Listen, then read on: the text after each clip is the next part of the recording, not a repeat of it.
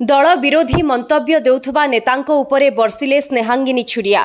जो माने स्वार्थपर नेता सुविधावादी नेता सेमाने ही दल को विरोध करुछंती। जो माने दल विरोधी नेता जो माने नवीन विरोधी नेता तांकर दल रे आवश्यकता नाही बोली बरगढ़ जिला भेड़ेनठारे चलीथिबा एक सांबादिक सम्मेलन रे पूर्वतन अताबिरा विधायिका तथा बीजेडी राज्य महिला सभानेत्री स्नेहांगिनी छुरिया कहिछंती। जेतेबेले क्षमतारे थिले दीर्घ 24 वर्ष पर्यंत निरवच्छिन्न भावे क्षमता उपभोग करिछंती सेमाने। आज दल पराजित हला बेलकु दलर विचार नाही बोली कहउछंती।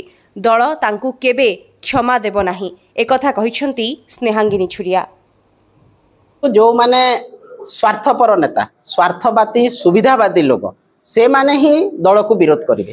कारण जिते बेले क्षमतारे थिले दीर्घ 24 वर्ष पर्यंत जो माने निरवच्छिन्न भाव में क्षमता हासिल करिसंती से माने जिते बेले दल हारीगला से समय से माने कहउछंती दलर विचारधारा ठीक नहीं। एते दिन पर्यंत जिते बेले तुमे सुविधा रे थिलो जिते बेले तुमे कैबिनेट मंत्री होतलो जिते बेले राज्यसभा संसद होतलो सेते बेले दलर विचारधारा खराब नथिला सेते बेले माननीय मुख्यमंत्री खराब नथिले। किंतु वर्तमान जिते बेले दल पावर रे नाही एवं आमे हारी जाइछु सेही समय रे तुमको विभिन्न प्रकार आलो देखौछंती।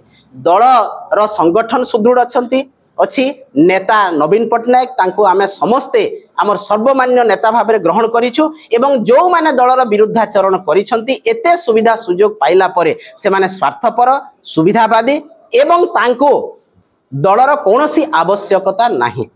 आमे दल संगठित अछि माननीय नवीन पट्टनायक नेतृत्व में एवं यही संगठन रे पुणी ओडिशार सेवा करिबार आमे सुयोग पाइबु। तेणु जो माने दल विरोधी नेता जो माने नवीन पट्टनायक विरोधी नेता तांको दलर कोनोसी आवश्यकता नाही।